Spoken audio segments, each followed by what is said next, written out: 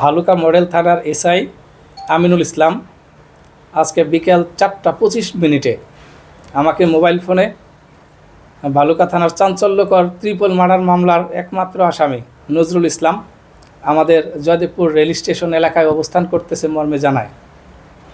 সংবাদ পেয়ে সাথে সাথে আমি আমার এই ফাঁড়িতে কর্মরত সকল অফিসার ফোর্সকে নিয়ে আমাদের জয়দেবপুর রেলওয়ের চারদিকে মুভ করি এবং আমিনুল ইসলামের পাঠানো ছবি অনুযায়ী আমরা তাকে ফুটওভারের নিচে 1 নম্বর প্ল্যাটফর্মে দেখতে পাই এবং তাৎক্ষণিক আমরা তাকে আটক করি।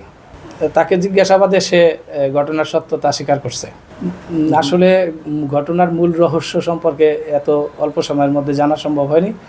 তো উনি যে ঘটনার এই নায়ক এবং উনি যে ঘটনাটা ঘটিয়েছে এই বিষয়টা সে শুধু স্বীকার করেছে।